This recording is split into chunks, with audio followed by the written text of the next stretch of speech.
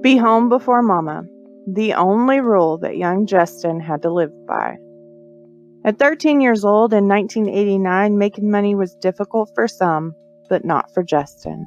Mowing the neighbors' lawns and even completing odd jobs kept a little bit of cash into his small hand. Justin lived in a small neighborhood, his home nestled into the blue-collar community just the other side of the tracks in Tulsa, Oklahoma. The summer of 1989, everything would change for the district. A single mother who worked hard for her children would come home and find that her son, the one to always obey her number one rule, was missing.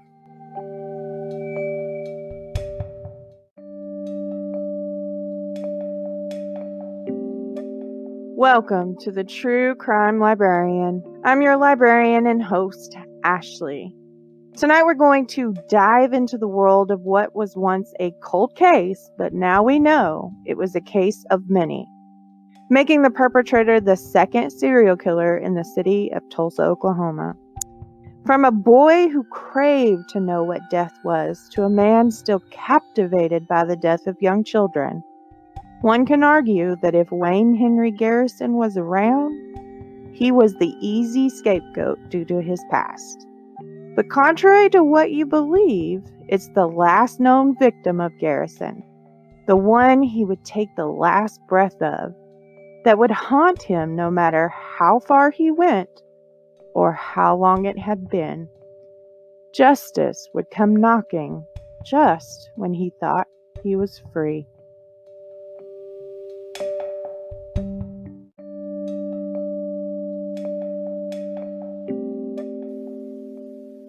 Warning: this episode contains graphic detail of murder, mutilation, and adult language.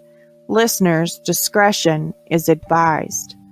If you feel this may be too much for you, please skip this episode or have someone listen for you or with you.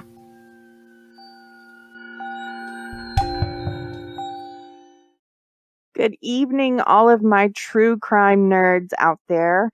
Tonight, I wanted to bring you into a case that I had just recently learned about. And the more I dug into the case, the more captivated I was with this. And it's because, let me just say that you can go on Netflix and you can watch Cold Case Files. I think it's season 1, episode 2. And it's just like the first 15, 20 minutes of the episode, and then they go into another case. But when you watch that, you're so drawn to everything because it shows you like forensic photograph and how they nailed down certain things. And it's interesting. It really is. I love seeing how they eventually are able to crack the cold cases and find their perpetrator. And this was interesting because it wasn't so much that they didn't have an idea. No. See, the person that they are focused on is somebody who has a past within the community. He has a reputation. And as soon as his name comes up in investigation, they're like, hold up. Did you just say? And it's just mind-blowing. But he seemed to slip through their fingers at every turn. So the more I looked into this, the more I looked into the past and what happened after the case went cold. And once you put all of these parts together, I mean, you have the McDonald's Triad of serial killers. Okay, so for those of you who do not know what the McDonald's Triad is you have persistent bedwetting, and that's into even later years of childhood. Then you have violent behaviors to animals, and typically they're killing animals and dissecting them, and they just want to know how it ticks. But the third is very interesting because they have this fascination with starting fires. Those are the 3 things that McDonald said that one must possess to be a serial killer. Now, we've had several serial killers who did not fascinate with fire at a young age, but they had the other 2 problems going on. And then, I mean, you don't have to have all 3. That doesn't mean, this isn't making a serial killer, okay? This is What are the behaviors that are typically seen in the younger years of a serial killer? And we've looked at this, we've tested this. I mean, we looked at Bundy and Dahmer and Gacy. We went through some of these big killers, BTK, Green River Killer. You have all of these well-known serial killers, and they've all had at least two of that triad. And that's where FBI was like, okay, these things, these behavioral things, psychological things are what we see when making a serial killer. Okay. He's not your typical, the one I'm going to introduce you tonight is not your typical serial killer. He didn't get some famous or infamous media coverage because the way he did it was methodical. And you look at pictures of this guy and you immediately think there's some mental deficits there. But the more you look into the case and the more you learn, you start to change your mind. You're thinking, okay, maybe he doesn't have mental deficits. Maybe he's very clever. And he is. He's had time to perfect his craft. Okay. Wayne Henry Garrison. From what I can find, he was born in 1959. I don't have an exact birth date. That seems to be stricken from most of the records I looked at. I mean, I looked through his appeal and I looked through, the sentencing and the trial. I looked through everything I could come up with. And none of it seemed to pinpoint down his birthday. But that's fine. I'm not focused on that. I just want to give you a little bit of their background, and usually their birth date is something I want to give you. But here we are. At 13, Wayne Garrison was in the custody of his grandmother, Minnie Sperry, and she had raised the boy. And he was a little different, but, she didn't think it was horrible. He was your typical teenage boy, he needs his ass beat once in a while to stay in line. But this particular thing really kind of threw his grandmother over the edge. He had begged Minnie for a white rabbit. And I picture this, and I picture it because during that time, white rabbits were very prominent in magician shows.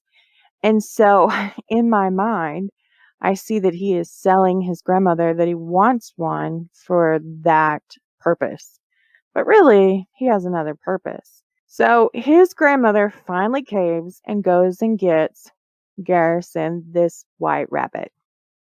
When she gets up the next morning, the animal's dead. He had broke his neck. And she bit the tar out of him. I mean, beat him up one side and down the other. And that's during a time where people would be like, you want me to help you whoop your child? I'll help you. Not now where you raise your voice and 40 other people have an opinion on how you raise your child. But another day, different topic. Garrison also had not typical. Nothing about him is typical. Let me just start there. Nothing.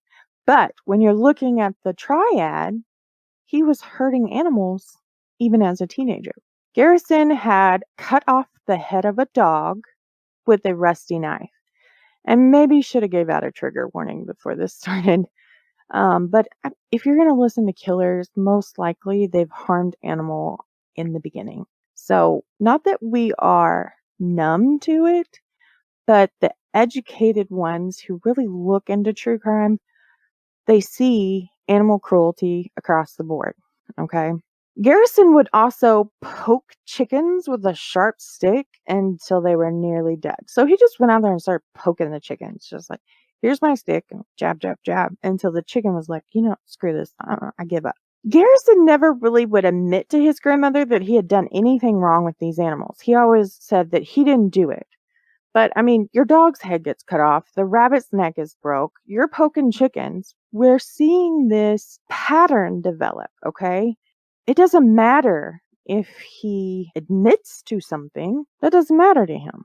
He's deny, deny, deny. He couldn't control himself. There's a side of his brain that seemed fascinated by the act of doing these bad things and seeing how far he could take things. And this never truly goes away in this case. He constantly has this need to learn, but unfortunately, he needs to learn about death. That's all he wants to learn about. October 31st of 1972, Garrison was playing with his 4-year-old cousin, Dina Dine Dean. They were playing at her house, and they were playing hide and go seek, and they were just typical things, but he was being a cousin, or so we thought. Garrison, during their playtime, during their hide and seek, took a 12-inch light blue cloth and he placed it around her neck.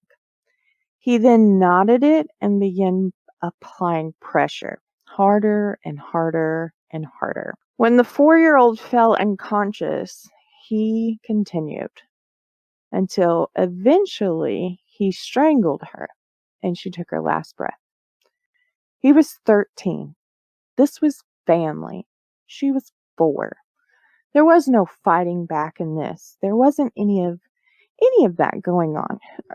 4-year-olds are very concrete. You're playing with me, this is fun, Oh, I don't think about the thing that you just put around my neck. They don't think like that.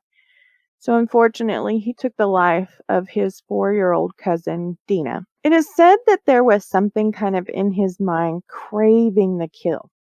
And animals, they just weren't providing him with the adrenaline, the stimulation that he wanted. And so at 13 years old, he graduated to killing a child. Garrison dragged the body of his 4-year-old cousin into the crawl space below his grandmother's house, and that's where he left her cold and alone. Garrison, at 13, he's still kind of in that realm of concrete, and critical thinking is just now starting to occur in his brain. But he thought, out of sight, out of mind kind of thing. If I don't see it, it didn't happen. And that's where he was. Eventually, the Tulsa police departments were called out, and Garrison led them exactly to where Dina's body was.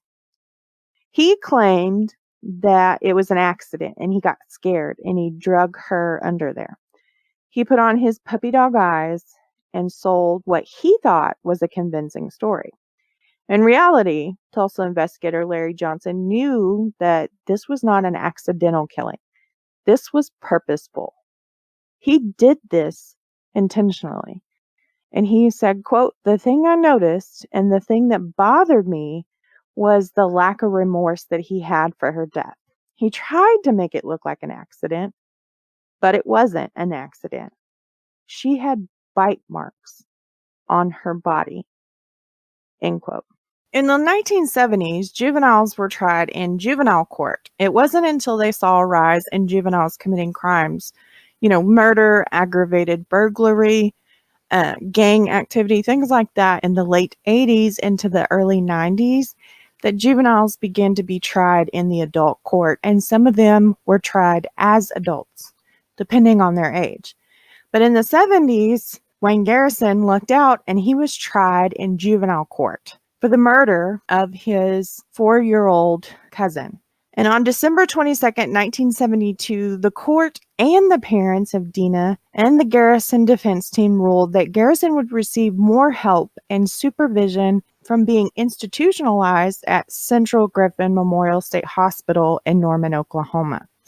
So this was a mental hospital for the criminally insane, and that's kind of where they thought Garrison was. There was just something off about him enough that they felt that reform would not happen inside of a juvenile detention center. He would get better care from the supervision and the directional programs out at the state hospital. So Garrison went out there, he was evaluated, and then they treated him accordingly to the outcome of that psychological evaluation. Now, it's important to note that there was never a definitive diagnosis with Wayne Garrison. He just was able to turn a switch and become either a master genius, kind of in the way that he ticked, into being helpless and almost idiotic. He would make himself just be dumber to fool people. And that's sad that he used that as a ploy to kind of get out of things. Now, there's not a whole lot outside of this criminal past of Garrison. You don't learn too much about, how he lived every other day other than the day he killed a child. You don't know. But the older he gets, I can see it in some of the photographs of him. He stands there and he looks like a person who should be institutionalized. You can see the lack of intelligence that he portrays. However, his crimes prove otherwise. So for me, as I dig into this, and I guess as a true crime nerd, I automatically kind of sense manipulation off of people. And I was watching something today with Ted Bundy, and it was the last interview. And I just thought, you think you're being clever, but people can see through that, right? I'm wrong. Not everybody sees through it. Maybe, I don't know. Maybe because I enter into these cases and I expect manipulation is why I'm able to be like, you're conniving. And how come nobody saw that? You know, that's where Garrison's at. I mean, he's being institutionalized. He's being treated, but he's never formally diagnosed with a psychological disorder. So it makes you wonder. In June of 1974, a writ of probation was filed. The state was trying to turn around and now try the 14-year-old Wayne Garrison as an adult in the murder of Dana Dean. Ultimately, it was ordered that Garrison would not stand in adult court and be tried as an adult for the murder for two reasons. One, it fell into that faint gray line of double jeopardy. He had kind of already been tried to the fact that everybody agreed he needed to be institutionalized, okay? So he admitted guilt and then was institutionalized. Well, in the United States of America, you cannot be tried twice for the same crime. We have several crimes like OJ, you can't go back after you've already, a jury of their peers have already deemed them something else, okay? So there he fell for there. Now, number two was he would need to testify as to what happened on October 31st. And this would be breaking the Fifth Amendment, and he would have to self-incriminate, which you cannot force on a person, no matter how we feel. One cannot pressure another into standing up under oath and incriminating themselves. You can't do that. You can't force that. Now, can you beat around the bush until eventually you work their way into self-incrimination? Yeah. Prosecution and defense, both of them are very good about doing that in their questioning. And it raises doubt in juries. So, there's a way around that. But for right now, in the 70s, we're looking at these two things. And neither one of those can happen because of the prior agreement with Dina and the family and the defense and the prosecution. So, it was ordered that Wayne Garrison would stay under the care of Central Griffin Memorial State Hospital. Now, on June 3rd, as all of this is going on, Garrison was granted a pass to go home and visit his grandmother for a little bit from the institution. This doesn't mean he's out. This is like furlough, but there wasn't like a family tragedy or something that occurred for them to grant it. They were just... The doctor thought that Garrison was at a point that he could go home for just a couple days and it would be okay. So Minnie had custody of Garrison, his grandmother, when he came home for this small visit. And then shortly after he came home, the neighbor boy, Craig Brandon Neal, he was 3. He went missing. 4 days after Craig's disappearance, Tulsa PD officer Martin Van was told by Garrison that he and Craig had been playing a game of hide and go seek, and during their game, Garrison admitted that he was smothered. Now, I found a report where it's a trash bag, and I found a report where it's a dry cleaner's bag, but does it really matter? It's a plastic bag. Garrison gets Craig to go into this bag, and he ties up both ends, and it effectively cuts off that airflow. And this is why there's a disclaimer on plastic bags that small children should not be left alone unsupervised with them because they can suffocate. But Craig didn't suffocate himself accidentally. Garrison was there to make sure he could block off both ends, cutting off the airflow and smothering the child. Once he passed, Garrison said that he dragged the boy underneath the front porch of his grandmother's home, and that's where they found him. And when they recovered the body, the young boy's penis had been severed, and it was nowhere to be found. No one knows what happened to the dismembered appendage. Now, here's a couple things. Some say that he admitted to this mutilation, saying he took a rusty kitchen knife and cut off the boy's penis, but where the penis went, he did not know. And other report says he went back to that old deny, and he never admitted to the mutilation. Either way, neither one's good. It's a 3-year-old boy. That is sexually driven murder, pent-up frustration. And I don't care what anybody says. When you do that to a small child, it's not to humiliate. Not this time. This was a sexual desire inside of Garrison. It's never identified, by the way, why he did this. It just did. So here we are. Garrison's 14. He's taken the life of 2 children, Dina, age 4, Craig, age 3. There was no mutilation to Dina other than the bite marks, and I couldn't find anywhere where if Garrison had done the bite marks with Craig. I don't know. I couldn't find that was part of Craig's murder and investigation. But anyways, Garrison's 14. He's taken the lives of 2 children. One while he was serving time for the first one. Wayne Garrison would plead guilty to second-degree manslaughter in Craig's death, and he was sentenced to 4 years inside the state penitentiary. So they decided, we let you go home and you still killed somebody, so now we kind of have to make you go to prison, right? Well, in the end, Garrison avoided being tried as an adult because we are still in the 70s. So he did not have to be tried as an adult with Dina. He was not tried as an adult for Craig, but he had to face more adult-like consequences with that second murder. Now, Craig's father ended up filing a lawsuit that involved everybody. The PD, the grandmother, Wayne, the doctor, everybody. If you looked in the direction of this investigation, Craig's father had a lawsuit against you.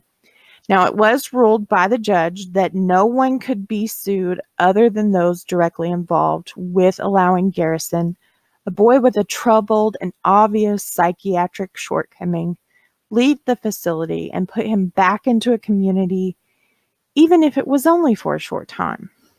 Garrison needed 10 minutes with Craig. That's all it was going to take, 10 minutes to commit this heinous crime against this young child. Dr. Sullivan was able to be sued. He was the gentleman that let Garrison go home.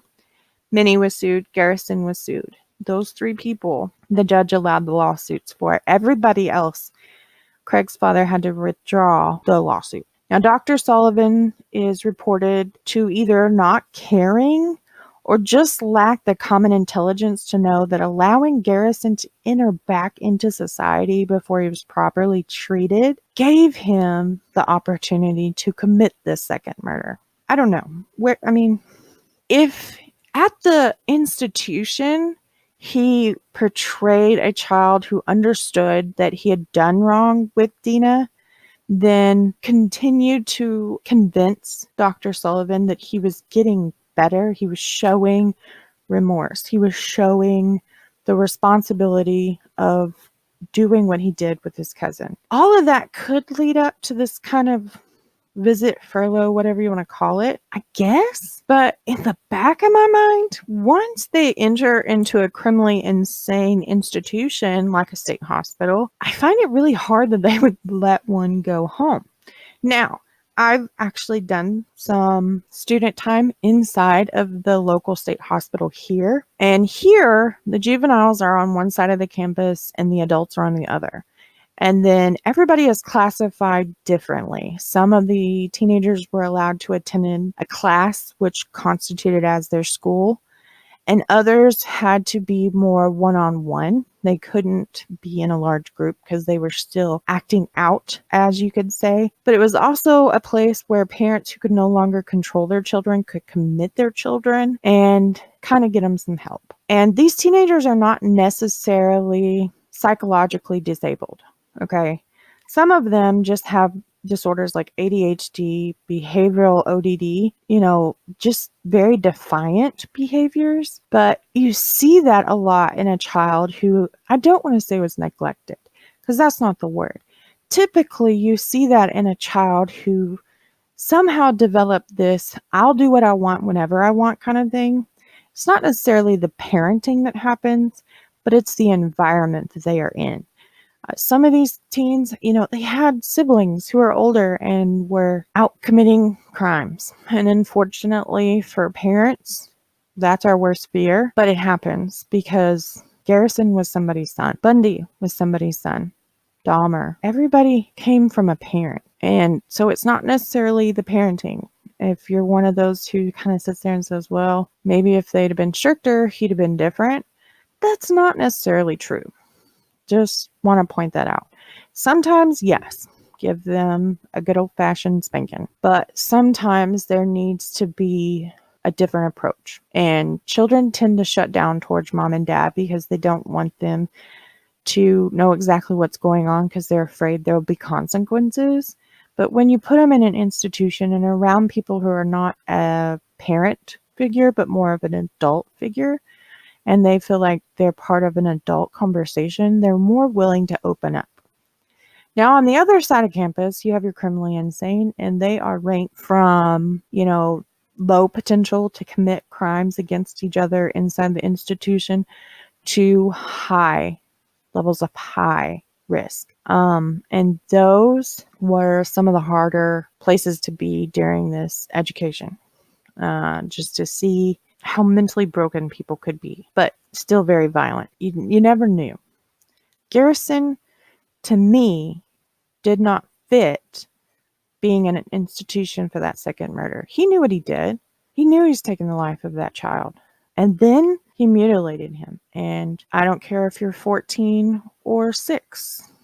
That's a harsh crime. It deserves harsh consequences. Just my opinion. Now, in March of 1977, Wayne Garrison was able to step out of prison, and Art Fleck, his defense attorney for the Craig murders and the Dina murder, he helped 18-year-old Garrison enroll in high school, and it was just in time for prom. Okay. Garrison at this point is looking just to fit in, and his defense attorney is going to help him. And he's really kind of a mentor to Garrison through his younger years as a teenager and a young adult. He needs a little bit of guidance because he's been locked away for, 4 years of his life, 5 years of his life.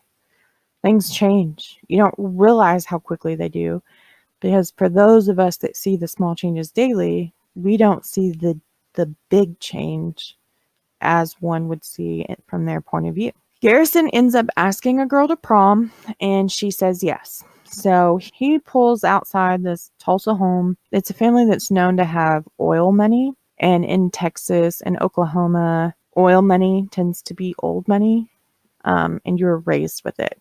And this girl was raised to be this way. And as Garrison climbs her steps, he straightens his tie and knocks on the front door. But instead of this beautiful prom date, he is met with a very angry father. He swings the front door open. He has a pistol in his hand, and he starts screaming at Garrison, saying, "You're not taking out my daughter. I found out about you.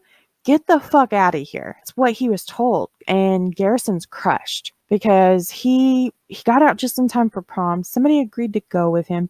He finally was starting to fit back into society. And for this to occur, it just crushed him. He ended up going to Fleck and talking to him about this occurrence. And they just, had he not ever done another crime, I might have empathy here. But I know the rest of the story, so I lack the empathy, I guess. I don't know. Garrison, at 18, he had a reputation, and it found its way into the community, and they know exactly who he was. Garrison then drove out to the lake, and he parked after this confrontation with his date's father. And he says there he contemplated killing himself, committing suicide. And the funny thing about this is he never contemplated committing suicide when he took the life of his cousin. He never contemplated suicide when he took the life of Craig. He was now sitting there contemplating suicide because he didn't fit in. Morality is really jacked up with Garrison. At some point, Garrison ends up married and they have a son. Now, the gossip of the rumor mill is Garrison did eventually marry the girl whose father was completely freaked out with him in his past. His wife, Garrison's wife or ex-wife, she's done very well to hide herself from the media and her son from the media. I don't think she really realized who she said I do to when they married, or maybe she did. Maybe she knew about his past and she's far more forgiving than I am. I don't know.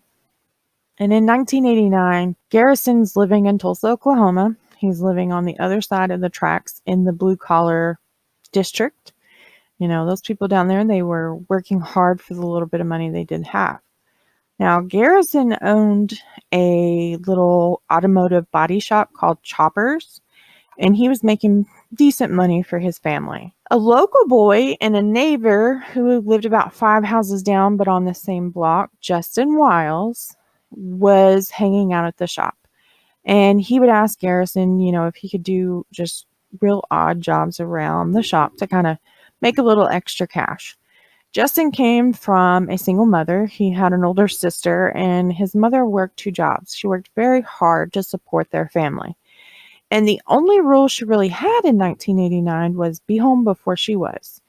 Now, for those of us who grew up in the 80s, I can remember, you know, having to be home by the time the streetlights got on. You know, it wasn't, I could go all day without seeing my mom and dad, and there was never any worry. You know what I'm saying? Like my mom she wasn't flooded with relief when I walked through the door. 9 times out of 10, it was go wash your hands, let's get ready to eat. We just had a different raising, and I raised my children different. You know, I can't go a whole lot of time without checking in on my children. They definitely don't just get to run amok around our community. I guess I'm a helicopter mom, I guess you could say. Then again, I am a true crime nerd, so I kind of know the evils that are out there, and I don't want to fall victim to any of them. Maybe that's what it is. Oh. Now, Justin, he was a good kid. He pulled his weight around the home, and he would go out into the neighborhood and he would help people around. I mean, they worked hard for their money, but that also meant that hard work meant they may not always get to the chores around the house that they needed to. So here's Justin, the sweet kid, very polite, just walking through the neighborhood. Hey, you need your lawn mowed? I'll mow your lawn for, $2. It kept cash in his hand, which means he didn't have to ask his mother for anything. So it kind of helped his mom out in the long run. That's where Justin was. Now, his mother, Dorothy, she's very strict on that number 1 rule, be home before she got home. And Justin obeyed it strictly. He may test his mother's patience in other times, but when it came to this rule, he always followed this rule. Now, on June 20th of 1989, Justin failed to follow that number 1 rule. He didn't make it home when his mother got home from work. And according to Justin's sister, he was asleep when she left to go to the store about 11:30 a.m. And when she got back around noon, he was gone. And she couldn't find him. Now, Justin's mother knew something was wrong. I mean, he was a kid who was tried and true to this rule. And so with him not coming home like he should, she immediately knew something was wrong. And she went to the Tulsa Police Department. And the detectives told her, teenage boys, when they go missing, generally it's because they want to. Give it a day and see if he shows back up. Well, Justin didn't come back. He wasn't there the next day. So Dorothy went down and she filed a missing persons report. And the only reason it was filed as a missing persons than something else is because there was no evidence of like an abduction or foul play. Nothing more really could be done. They put out a bolo, be on the lookout for a runaway 13-year-old male named Justin Wiles. 4 days go by. And on June 24th of 1989, around 7 a.m., 31 to about 32 miles away from Tulsa, which is about a 45-minute drive, sits Lake Bixhoma. And a fisherman out at Lake Bixhoma called the Bixby police and said he had stumbled upon a hand. And they show an image of this hand. It is sticking up out of the mud just right there on the bank of the lake. And it's almost zombie-like looking because the hand's kind of curled, like it dug its way out from this mud. And you can see only about 4 fingers. And it's from the knuckles up. So you don't even get like the palm or the thumb. It's just the fingers. And so the police officer, he arrives and he starts digging in the mud around these fingers. He was eventually able to uncover an entire arm. It was a small arm, and he knew it was part of a child's body, and it was detached from the arrest. And so they call in investigators, and divers dive the lake, and Bixby police, they just kind of flood that area. And as they're looking around, they're approached by a couple more fishermen who were out at Lake Bixhoma the night before, and they're in one of those little coves off the lake. And they said, it was a mannequin head. It wasn't a real head. It was mannequin. It didn't look real. But it didn't matter. Investigators are like, well, take us to the cove and let us see. And so they get over to this cove where the fishermen were talking about. And right there on the very surface of the water was a human head. Dark hair. Couldn't really make out the details of the face. And when it was recovered, the head had been severed from the torso. And it was tied with copper wire to a rock. Now, intentionally, that rock was supposed to hold the head below the surface of the water, but air trapped within the blood and the vessels and things like that, that's what make body parts float. And so this head it floated just enough to break the surface water, and nobody had called because they thought it was fake. But there we have an arm of a child and the obvious head of a child. Investigators, they're standing on the bank, kind of waiting to see what the divers can find in the lake. And they notice when the wind blows just right, there's this awful smell. A couple of the investigators said that this was the smell of death. I have never personally smelled the smell of death, but, from everything you hear in true crime, that smell the very first time you smell it. So investigators are smelling the smell as the wind blows. And they follow it into where the tree line kind of breaks off the bank of the lake. And there's this pile of rocks right before you break into the tree and the brush. They uncover under that pile of rocks a torso in a black trash bag. It seems to be the torso of a child, and his genitals have been removed. In the end, they recover one head, obviously, a torso, an arm, and I want to say one of the legs, but I'm not for sure on that completely. The autopsy is sealed as this is a juvenile, so you can't really find too many reports on the autopsy. But it is very apparent that they had found a missing child. Now, back in Tulsa, Sergeant Mark McKenzie, he gets his hands on some of the medical examiner's photographs from the autopsy, and one of the things stands out about this body. Behind both of the ears, there are surgical scars. Now, when Dorothy had to file the missing persons report, you are asked if there are any identifying birthmarks, scars, tattoos that could help them easily identify the person. And she had put down that Justin had 2 surgical scars behind his ears due to an illness he had had as a child. So they get out there and they look, and they're able to identify the parts of the body belonging to Justin Wiles, and the Tulsa PD take over the investigation from Bixby as it's now part of their jurisdiction. When Tulsa medical examiner got a chance to look at the body, neither them or the Bixby medical examiner could determine the cause of death due to the amount of mutilation. Sergeant Wayne Allen took over Justin Wiles' case, and they began talking to other people in the neighborhood, trying to pin down what Justin had done on the day he disappeared. Like I said, the neighborhood knew Justin. He mowed lawns. He did odd jobs. If they needed help around, he was there for a little bit of cash. Justin helped. And they weren't getting anywhere with what happened the day of June 20th. Nobody really knew where Justin went in that 30-minute window. Back at the police department, others are sitting around discussing the case, kind of just playing off each other, trying to figure out where they're going to start. And one of the names from one of the neighbors came up, Wayne Garrison. And they're talking about Justin going down to the shop and doing odd jobs down at Choppers. Now, one of the more seasoned investigators who was in the room immediately stopped conversation and said, "Did you just say Wayne Garrison?" And the young detective said yes, and the seasoned detective said, "He killed 2 kids in the 70s. Immediately, the entire team hunkers down. They have their first credible suspect in the case of Justin Wiles' murder. And so they go from trying to figure out where to start to how to start getting the evidence to kind of trace back to Garrison.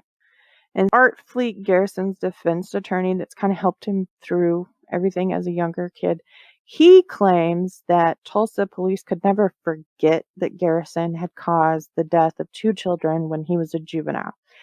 And therefore, they used him for the scapegoat in the case of Justin Wiles. Easy target. His name came up. They knew of the past. Bam, suspect. That's what his defense attorney says. However, when they start digging in, things start lining up. Garrison is eventually brought in for an interview, and he is Tulsa PD's first and most credible suspect in this case. And they sit down and they start talking to Garrison about how he knew Justin. And he said, he lived in my neighborhood. He'd swing by the auto body shop. He'd sweep. He'd take the trash out, things like that. He was a good kid. Now, Garrison is knowingly admitting to knowing Justin. They don't ask too much after this. This dumbass, because that's what he is, he starts volunteering information. And one of the things he volunteers is he'd like to go fishing out at Lake Bixoma. Now, investigators say that not many of them knew about Lake Bixoma prior to this case. And for that, I have a little bit of hard time believing. Because in Texas and Oklahoma, we're not far from each other. Going to the lake, state park, fishing, things like that, we kind of know our area. My family, we enjoy a state park, and it's about 35 minutes from my house. It's well known. And from the size of this lake on the map, Lake Bixoma has a state park as well. It should be known to the residents of Tulsa. At least been heard of. But investigators say they've never heard about it, never mentioned it, not even an inkling in that direction when Wayne Garrison volunteered the information. So, dumbass put himself at the scene of the crime. When investigators start asking Garrison whether or not he had seen Justin on the day of June 20th, Garrison goes back to the tried and true deny, deny, deny. He even becomes frustrated with the investigators a time or two during the questioning. He's sick and tired of having the finger pointed at him. But this is all volunteer, so eventually Garrison is allowed to leave. However, the police department investigators, they ask if they can take some photographs of Garrison before he leaves, and he agrees. The thing that gets me is he's so willing to be right there in their face. Like, I killed this kid, and you can't prove it. And you want me to come down and talk to you? I'll come down and talk to you. You want me to put myself at the scene of crime? I'll put myself at the scene of crime. You want some photographs? Have some photographs. You have nothing on me. And back in 1989, DNA and forensic and our advancement in some of that technology had not quite been there. And so at the time, serial killers are more worried about leaving behind fingerprints. They're worried about leaving behind stray hairs. They're not necessarily thinking about the DNA, okay? Garrison's there. He's not thinking about DNA. He's just like, you can't pinpoint me. Nothing. You have nothing on me. What are you going to do? Copper wire's mine? No, not mine. Couldn't be. I don't own a body shop at all. So in the end, Garrison offers up some photographs, smiles pretty for the camera, and then they take a photograph of his right forearm. There is a bruise located on the forearm, and when you see the photograph, it's very grainy because it is the 1980s, and they didn't have the pixels that we have now. Some of our cameras are, if you would have taken a picture with something we have now, you would be able to look at it and be like, holy crap, I know what that is.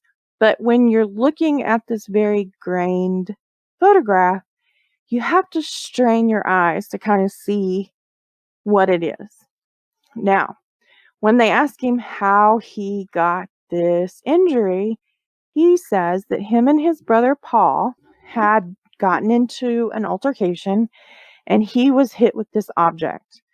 And when they talk to his brother, it checks out, so they leave it alone and just file away these photographs. Investigators do end up with a search warrant, and they go out to the chopper auto body, and they start looking around. And they're looking for a crime scene.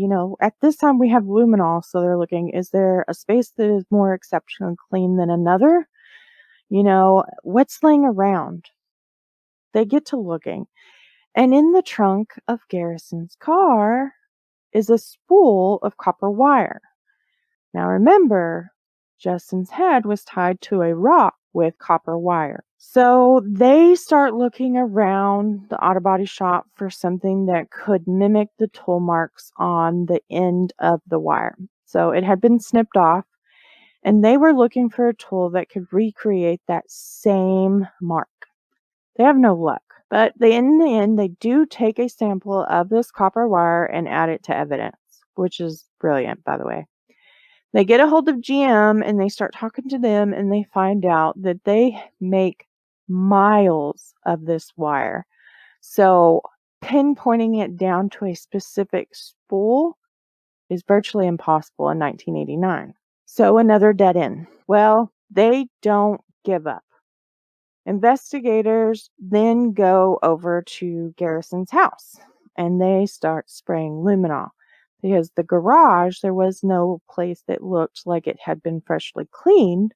So they needed to figure out where Justin's body had been dismembered. And they go to the Garrison home and they start spraying luminol, and nothing's showing. There's no bright light of body fluids coming up anywhere. However, they do find a stack of back issues of the American Journal of Surgery. Justin's body was dismembered, but owning those magazines, not a crime. So they just go on about their way. They don't take anything. Garrison's house, his house is clean, the auto body. But in the end, investigators know they have their guy. They just got to figure out how they're going to tie him to the disappearance and murder of this child. Well, after all of this is going on, Garrison gets a little spooked. He packs up his family and they move off to Charlotte, North Carolina. Investigators in Tulsa are grasping at straws. And so they get with prosecutors and they show them the evidence they have, and they're hoping that there will be charges filed. However, prosecution comes back and they say, you don't have anything definitive. All of this evidence is circumstantial. We are not going to file charges against him for the murder of Justin Wiles. Garrison has split town, and with no other suspect and no other leads, Justin Wiles' case grows cold. Now, Garrison, he's not some saintly man after this. He's not. In May of 1990, Garrison is charged with filing a false insurance claim back in Oklahoma. In October of 1989, just a few short months after Justin's murder, Garrison claims that he had some furniture and other items stolen from his home. In actuality, Garrison gave these away to a friend, then turned around and made a false claim, hoping to collect the insurance money. And that's a no-no. Can't do that. Don't do that, by the way. I don't recommend it. see too many people try to do this and end up in jail anyway. So don't try to defraud your insurance company, please. Anyways, Garrison ends up arrested in Charlotte. He's extradited back to Oklahoma to stand for the false claims. And in October of 1990, he is convicted of filing these false claims and is given an 18-month sentence in the Oklahoma State Penitentiary. He's got to serve time in Oklahoma. Now, meanwhile, Tulsa PD have kind of gathered everything they had up on Justin. They weren't giving up on him, but they had nothing credible once they couldn't pinpoint Wayne Garrison to being at the lake the day that Justin had gone missing. So they file his stuff away in a binder, and it goes into a room, and nothing is done. By June of 1991, Garrison is released from the Oklahoma State Penitentiary and is able to move back to North Carolina. We're going to go fast in this timeline right here, so stick with me. In 1994, Detective Ron Beaver received a phone call. It was a heads up from an investigator out of Cabarrus County Sheriff's Department. I probably just butchered that, and I'm sorry for all of you out in North Carolina. I apologize. Wayne Garrison, who is now living in Detective Beaver's jurisdiction, had a past and a reputation that followed him. They told him that Garrison had been the prime suspect in the murder of Justin Wiles back in Tulsa, Oklahoma, and as a juvenile had killed 2 young children. Now, for Beaver, he's blindsided.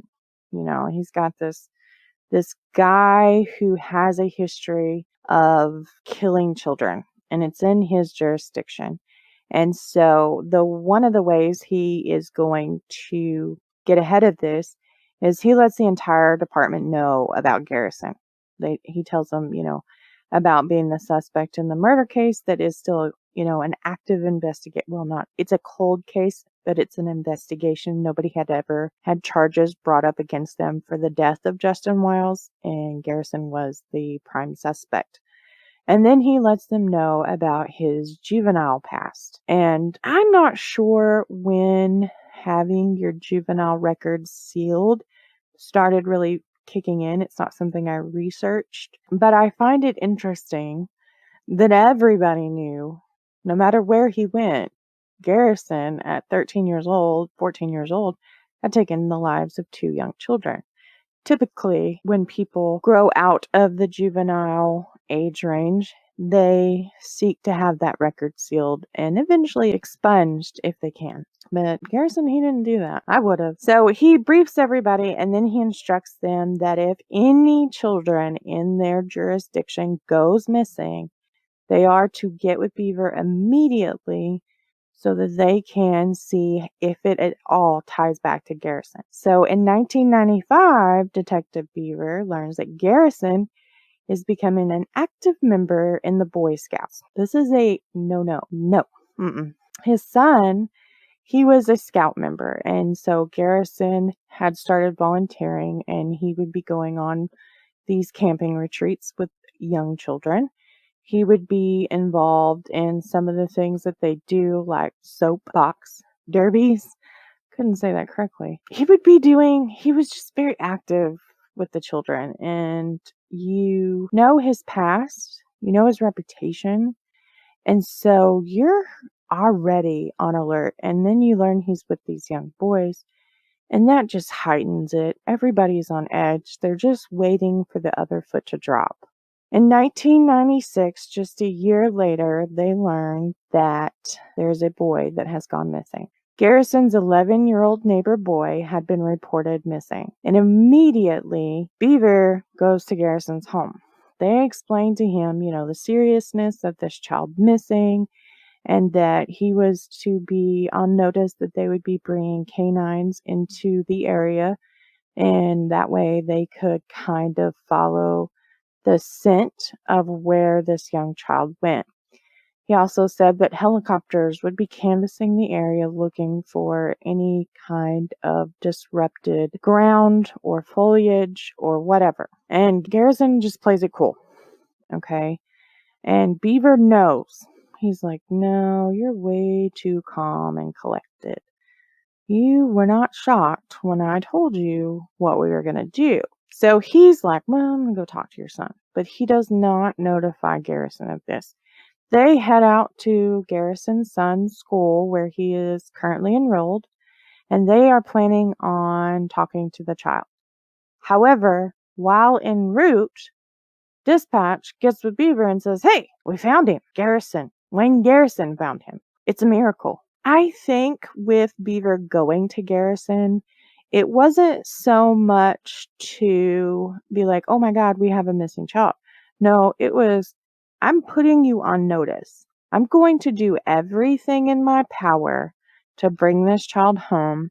And if you're part of it, I'm taking you down. I think that's more of why Beaver went over to the home immediately and told him, what their strategy was into locating this boy.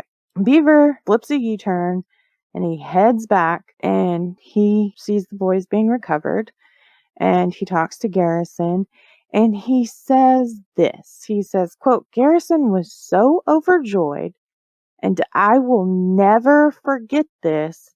He hugged my neck. End quote. Garrison was the hero. He saved the day. He saved this poor boy, was found, and it's a miracle.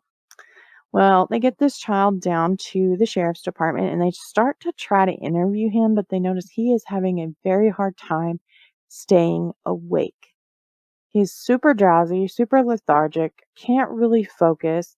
So they get him down to the nurse in the jailhouse, and she immediately says, get him to the hospital. He has something in his system. So they get this young boy down to the hospital and they run a test. They find 2 substances in the boy's blood, and both of them are very powerful, potent painkillers. And so eventually the body and the liver clean the blood and get rid of the effects of these drugs, and the boy is able to talk to police. And he says that Garrison had kind of talked him into running away from his house. I'm assuming the boy was mad because he was handed down an unfair punishment in his eyes. And Garrison, being the chipper neighbor that he is with all the local boys, being a member of the Boy Scout, adult leadership, the boy felt comfortable going to him and explaining to him how he was, being mistreated. And Garrison's like, you should run away. Hey, I will help you run away. I got a place for you to hide. And eventually the boy agrees and he runs away from home. And he says that he went to the shed out behind Garrison's house. And when it got dark, Garrison came out and was able to get him into the home. And when they got into the house, he was given 2 red pills in the bathroom. And the boy described the bathroom, and there was like a garden-like tub, and it had these built-in shelves just above it in the corner. Well, Garrison had rigged it to where he could open that like a secret hideaway, and he put the boy in this crawl space. Very narrow, very dark, very scary. He closes the shelving, but this poor boy just continues to cry. It's terrifying. He's taking these drugs. He feels weird.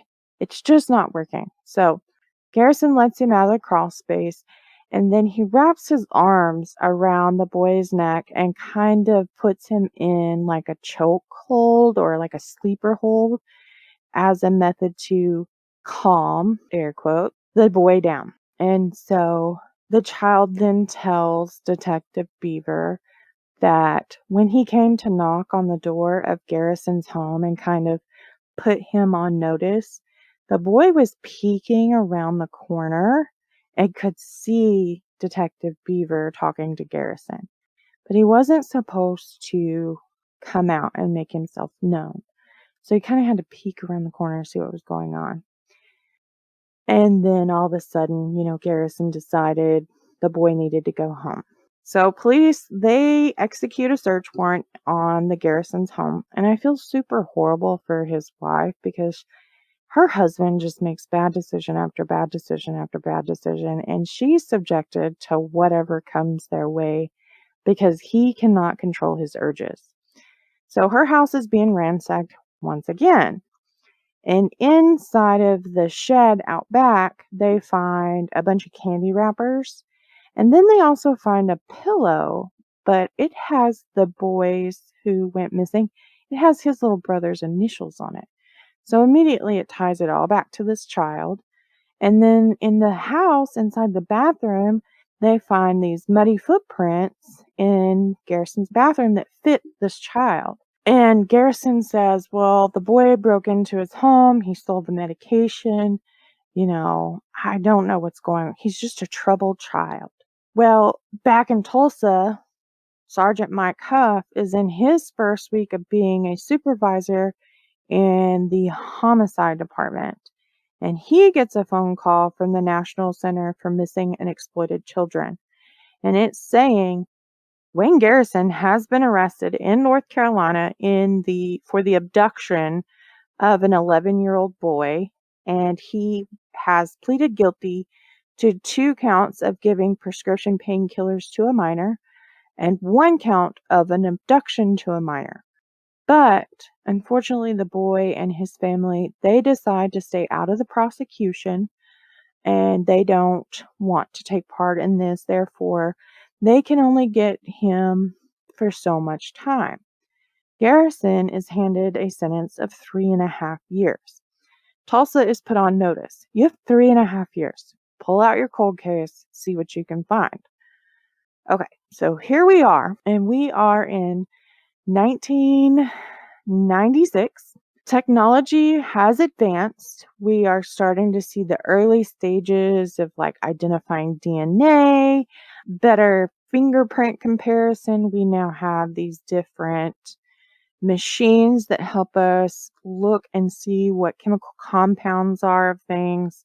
So they pull out the binder, they pull out the box of evidence, and they start going through it. And the thing with Justin Wiles' case, and it kept coming back to them over and over, is the back issues of the American Journal of Surgery. That was odd to find inside of the home of a man who ran an auto body shop. And so they kept, for whatever reason, the investigation kept just revolving around that. And it was because in the autopsy report, the parts that are released, it is said that the dismemberment was made with very clean, even surgical-like precision. So he didn't just hack away at Justin's body. It's almost like he knew what to do. Well, some of these issues talk about amputation and where certain blood vessels are and where certain points are that you need to cut in order for it to be a proper amputation that would allow the patient to go on and still have some quality of life, even with the missing appendage. Okay, well, Justin Wiles' body has been dismembered and mutilated in the very same manner. Okay, this is the thing that stands out for them. But then they start to shoot around some ideas, and they are beginning to wonder if Garrison had cannibalized Justin and Craig, because they are never able to find the dismembered penises of either boy. Now, Justin Wiles, from what I understand, was never fully recovered, and it was only bits and pieces of his body, but his torso was recovered, and the penis was dismembered, and nobody knows where it was. Craig was killed in a very short time. His penis was removed, and nobody can find it either. So it's speculated that Garrison may have dined out on these 2 pieces of body. I don't know if it's true. It would explain the bite marks found all over Dana's body. That was really weird when I came across it in my research. I could not figure out why that happened other than that was sexually motivated. Okay. And maybe, this all could be part of his fantasy and give him that sexual release that he needs. Who knows? Detective Charlie Folks, he is part of this this team of investigators, and he pulls out the photograph that Garrison had volunteered to take back in 1889, and it's of his right forearm. It's that bruise. They've come full circle. So they get to looking, and one of the guys was like, hey, that kind of looks like a bite mark.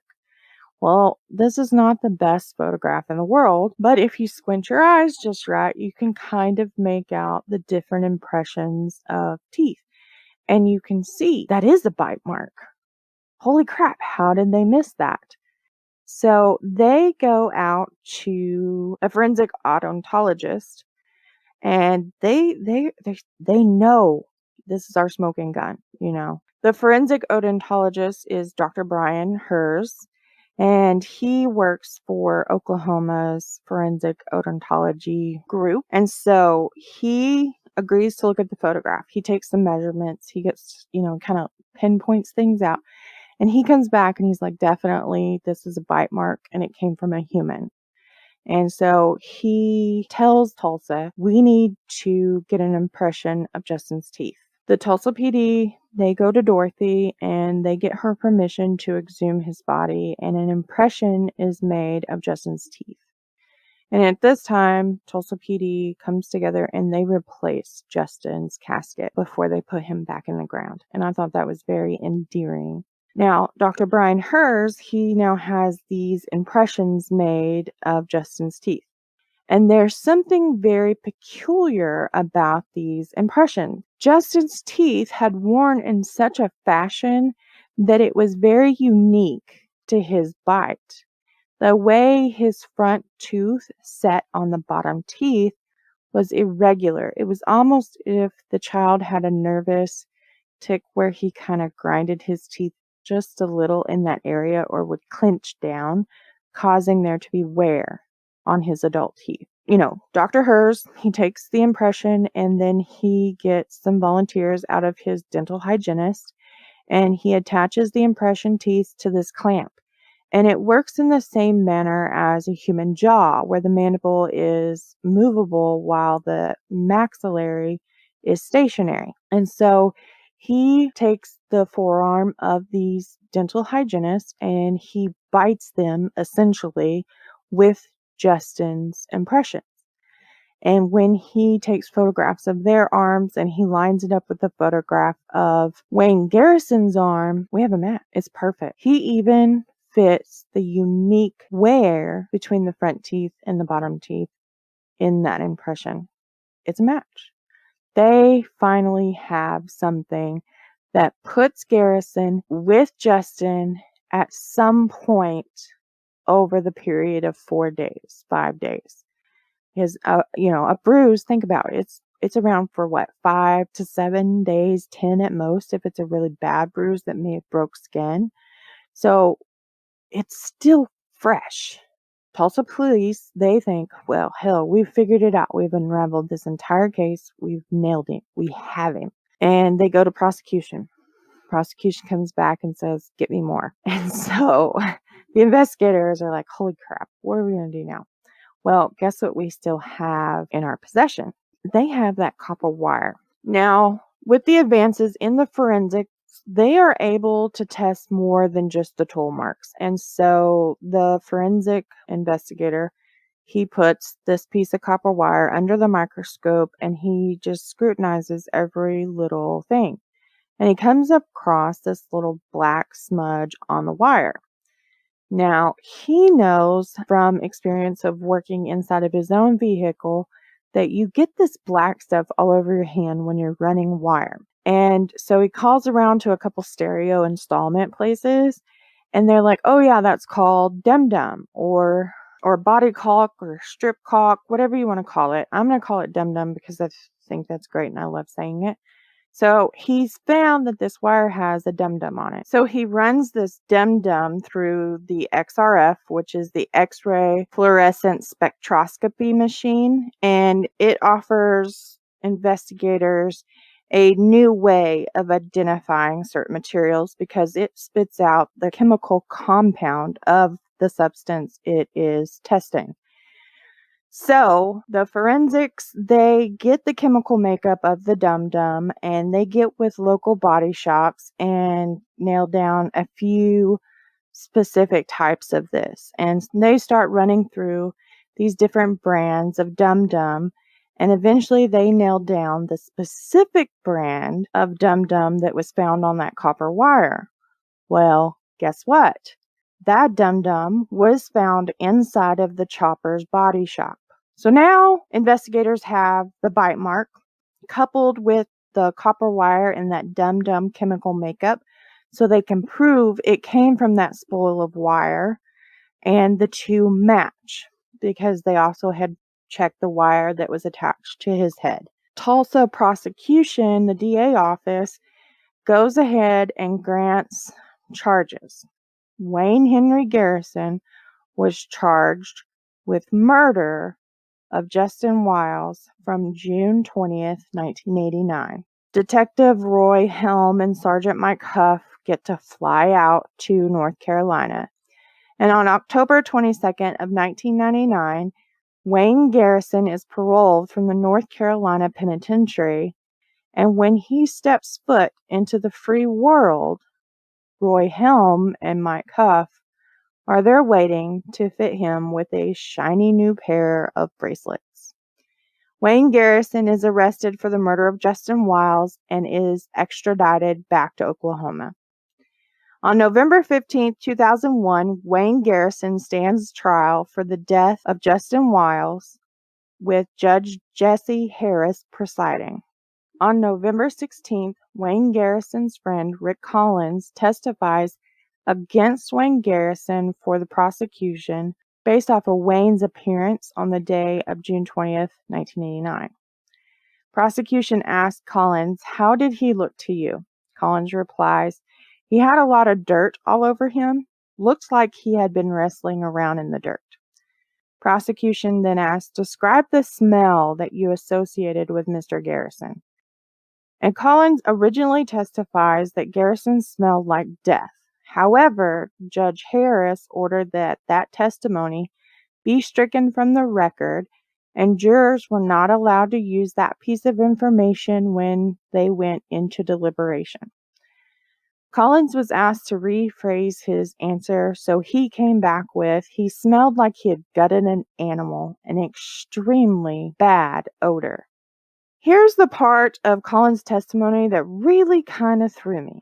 After Garrison moved out to Charlotte, he called his friend Collins and said to him, quote, "You better forget what you know because you have a daughter," end quote. It should have been right there after that phone call that Collins got with Tulsa PD. However, we never know as a parent how we will react when somebody threatens our children. And so I do not hold it against him for not coming forward. However, I applaud him for standing up and testifying against his friend Garrison, regardless of that threat. I do believe that this testimony did help the jury come to their conclusion. Collins also testified to the fact that several times during the week of June 20th, 1989, Garrison was acting very strange and nervous. This concluded most of his testimony, as not that I don't have every word verbatim from the trial. This was the most damning testimony I came across, and to me it stuck out the most because it really gave jurors and true crime nerds like us a insight of what Garrison struggled with during that entire week, that he was kind of under the thumb of Tulsa PD and the investigation. He wasn't calm, cool, and collected as he appeared.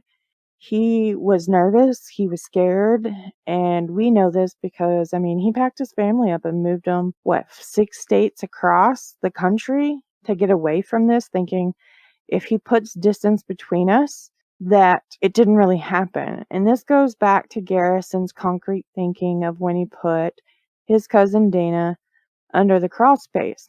Out of sight, out of mind. Didn't happen.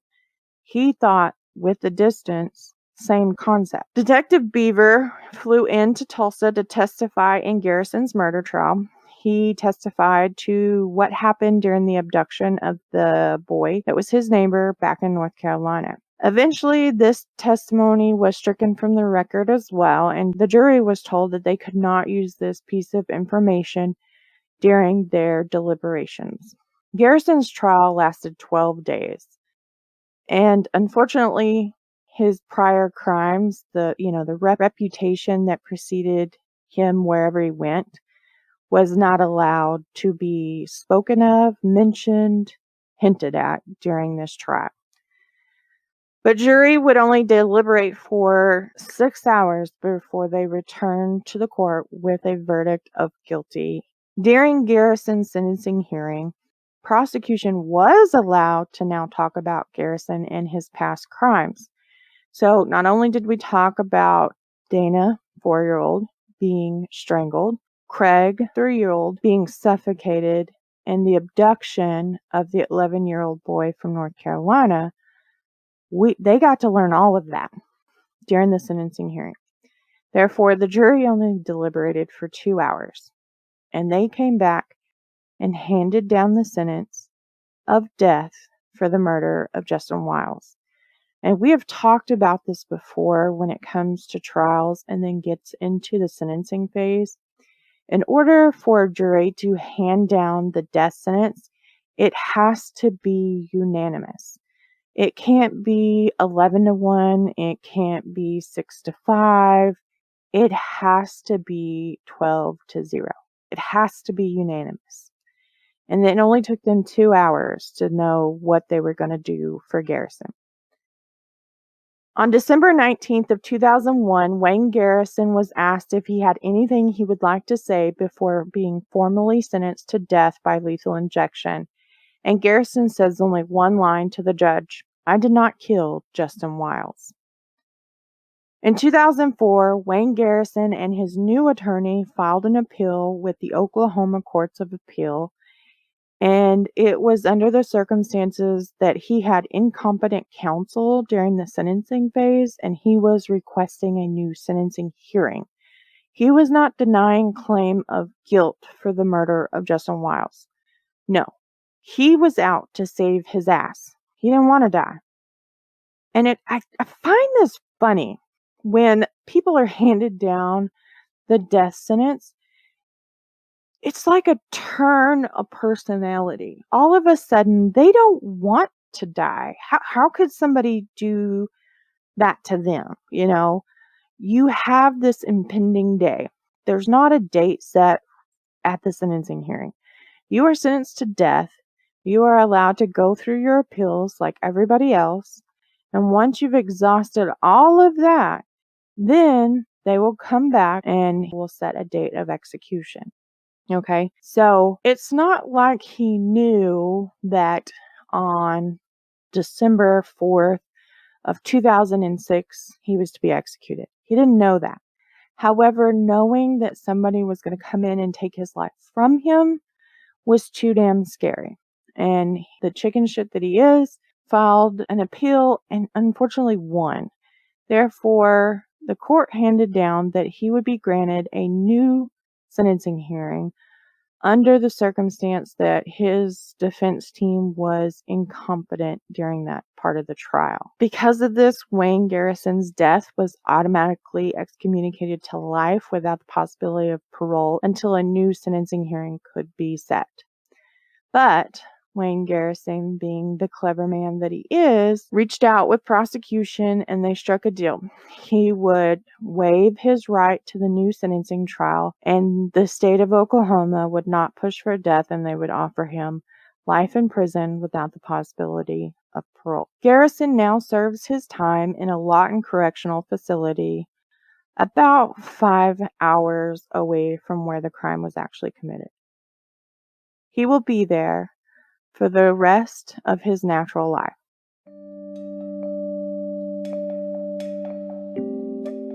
Garrison thought he had beat the system. The boy who had been abducted decided not to partake in the prosecution. Only 3.5 years of his life was taken from him, a small price to pay for the rush of adrenaline. The gate slammed shut behind him. The first breath of fresh air, tainted by the newest of charges to come his way. 2 detectives all the way from Tulsa, Oklahoma were there to welcome him from the last few years inside, there to put handcuffs on him, ultimately leading him to what would be known as his new life, and to remind him of a name that he was sure would stay in the past, Justin Wiles. A mother awaits for the word that Wayne Henry Garrison is in custody and has been charged with the murder of her young teenage son. A bruise on his arm, one he thought he had explained away, was part of the key factors that would convince a jury of his peers that he, Wayne Garrison, was nothing more than a stone-cold killer. He is the second out of 3 serial killers to emerge out of Tulsa, Oklahoma.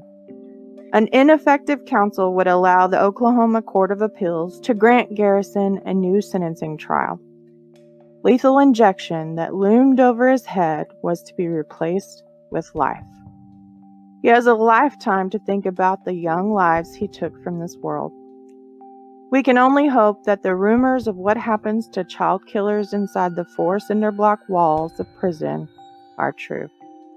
I want to thank you all for joining me tonight as we look at how what appears to be a small bruise unravels a story so grim that you cannot believe it until it is put all together. As always, I will leave you with one last line. The dead cannot cry out for justice. It is a duty of the living to do so for them. Much love, the True Crime Librarian.